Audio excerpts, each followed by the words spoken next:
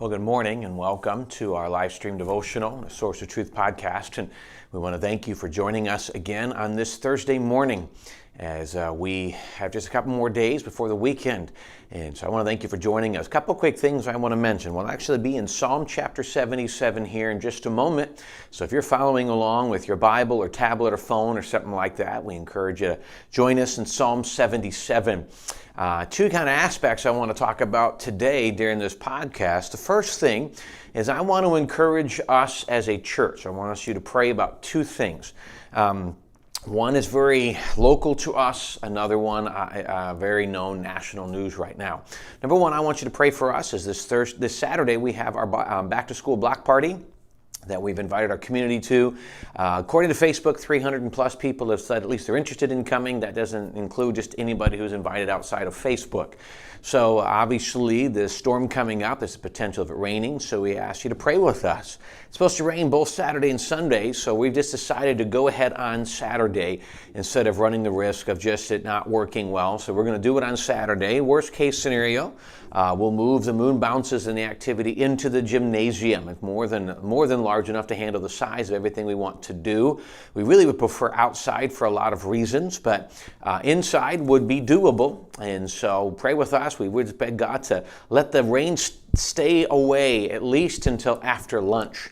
That's what we're praying for, but whatever God does, we will just follow along. So but we invite you, pray with us about it, that our community will be encouraged and the gospel will be spread. And then two, pray that we'll have a great time, God will bless, and then maybe even the rain would stay away so we have a great time as we minister our community this weekend. The second thing we encourage you to pray with us about, pray about. I've been watching and reading a lot about this situation in Afghanistan, and this is not a political thought. This is a Christian thought. I am watching and reading about multiple Christians. There was one article I mentioned last night in church where they said that a network of home churches, house churches that were meeting, Christian churches that were meeting, were communicated to by the Taliban saying, we know you exist, we know where you are. And we know that many Christians have already been beheaded simply for believing in Jesus. The things that we've read in the Bible times, what happened to Christian believers, the things that we've read about church history are happening again. Now, they're not necessarily happening in America, but they are happening to Christian believers. And there are many American Christians in Afghanistan, some of them missionaries, some of them just people over there, that are finding themselves in grave danger simply for claiming the name of Christ. You know, we hear about this across our country. We know that many countries persecute Christians, but it is something is just so sensitive on the front, and the Taliban who are just so aggressive against Christianity and against Jesus. And so I want you to think about it. Pray about those Christians. You probably never meet any of them. Probably till heaven. But we know that, I've heard some people say, well, if they die, they go straight to heaven. I don't think that is comforting when they have to watch family members or whatever be killed because of this and the fear. And yet what the news coming out is the church is standing firmly for the cause of Christ, even though they know it probably will mean their death. That's happening right now. So pray for Afghanistan, pray for the Afghanistan Christians that are standing for right amidst a group of people who absolutely hate them. And I hope it to challenge you. I've mentioned more than once that in American Christianity, we just have it easy. We really, really do. And when you think about what these people are going through for the cause of Christ, honestly, there's very little that American Christians have to endure to just come to church. I mean, the biggest thing that most American Christians have to endure is just the discomfort of getting out of bed earlier than they normally would on a Sunday morning. That's really about it.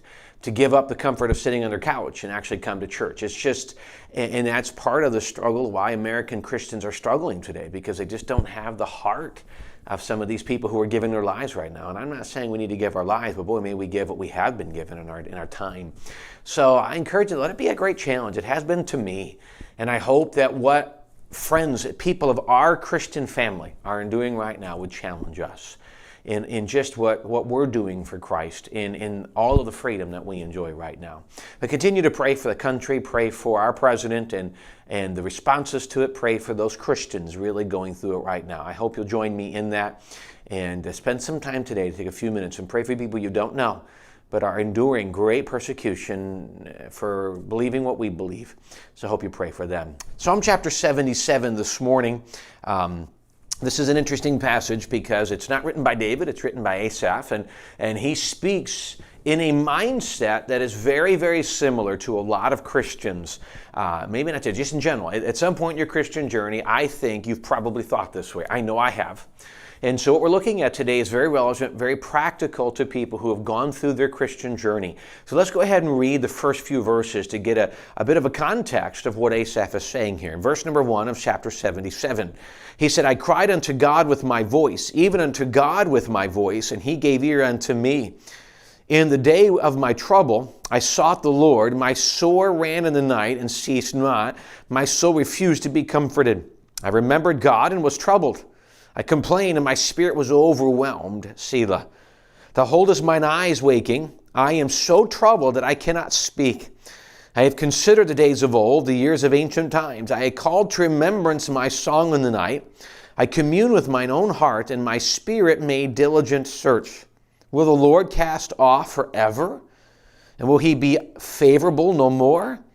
In his mercy clean gone forth, is his mercy clean gone forth ever? Doth his promise fail forevermore?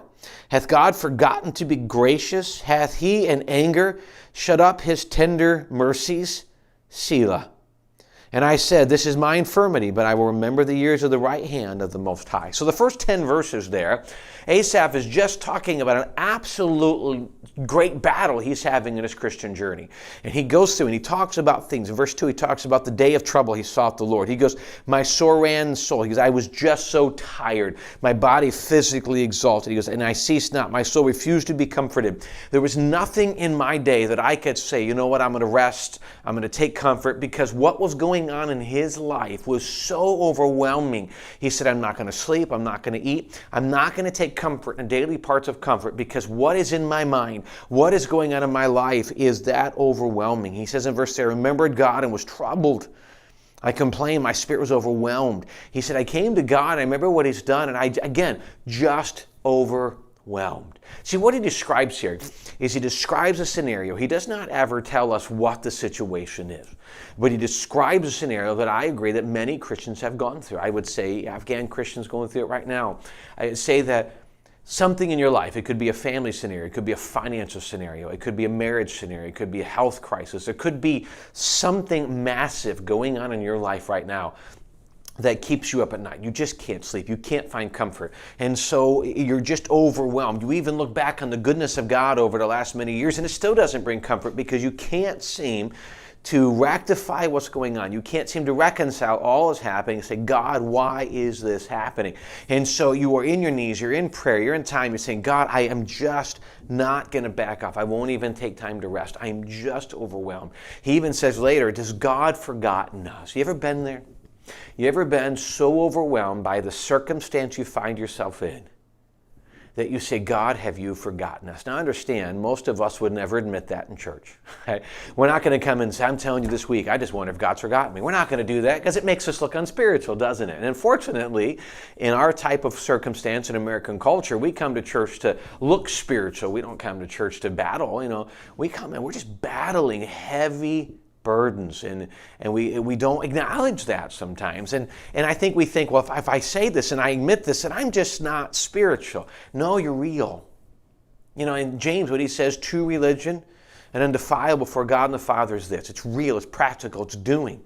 He says, you know, many times, that's the verse before, he talks about the idea, if any man among you seem to be religious and bridleth not his tongue, but deceiveth his own heart, this man's religion is vain. Simply, I can talk and I can look good and I can sound good and I can do all the things that Christianity states, but it's not real. And when I make that the core of my Christian journey, then I feel empty, because I am empty. Because reality is found in true religion, in true walk with God. Now that one, action. I'm loving on the widows. I'm loving on the orphans. I'm loving on people. I'm ministering to people who otherwise can't help themselves. It's an action.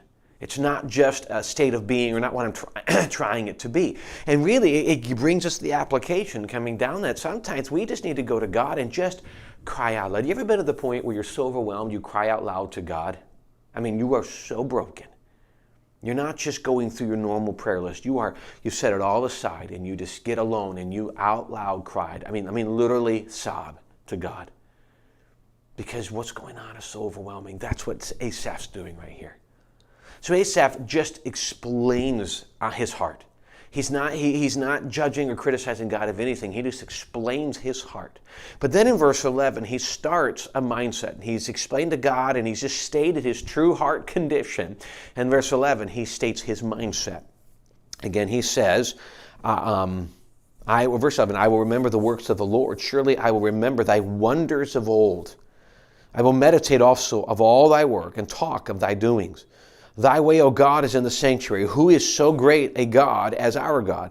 Thou art the God that doest wonders. Thou hast declared thy strength among the people. Thou hast with thine arm redeemed thy people, the sons of Jacob and Joseph, Selah. The waters saw thee, O God. The waters saw thee. They were afraid, and depths also were troubled. The clouds poured out water. The sky sent out a sound. Thine arrows also went abroad. So he talks about the great power of God. So first sometimes, I read a commentary this morning that I did not personally agree with, where they stated the first half of this chapter, Asaph was backslidden. He was angry at God, and then he got right with God in verse 11. I don't personally agree with it. I believe that Asaph here is battling. He's battling the emotional, the stress, the depression, the discouragement of life, and he comes and says, God, I'm just overwhelmed by my circumstances, by my decisions. However, where I'm at, however I got here, I am overwhelmed by it. And what drew him a level of peace was not that God just immediately resolved the situation. It was a reminder of the great goodness, power, grace of God. So he literally says, has God forgotten to be gracious? And then later talks about the grace of God and the power of God. And it really, remember, we go back to Philippians, what we've gone to many times as we studied Psalms. Whatsoever things are true. And then he lists other things. Think on those things. You can be consumed by the things that are not true, and they can overwhelm you. And when they overwhelm you, Satan can get into your mind. He can begin to convince you that God, just like he did Eve, God doesn't really care. If he really loved you more, he would do this. Is it really worth it? I mean, then what we talked about just not that long ago, the unsafe people don't seem to be fighting like you. It's just because you put your trust in God. And these lies get in your mind and you begin to believe them. You say, God, is it true? And you can be so overwhelmed by these lies. Don't be. Yes, be honest with God. And then as you finish the prayer, say, Lord, I'm hurting. It doesn't make sense. But in my mindset, my perspective, I will put my trust in you. Even in these times where I feel like sometimes I don't know what you're doing. That is the source. That is maturity. That is strength. And that's what I would encourage you to do. Please remember, this is not just done by anybody. This is those who at some point have put their faith in Jesus and put their trust in him. They've called upon Jesus. They've trusted him for salvation. It's more than religion. It's a relationship with Jesus. If you've done that this morning, if not, none of what I'm saying really will make sense to you. But if you've done that and you've put your faith in Jesus, you know what I'm talking about.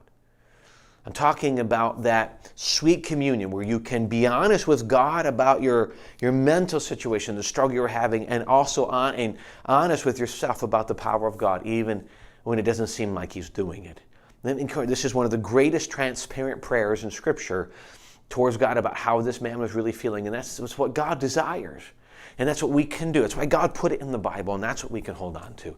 I hope you will. I hope you hold on to that today.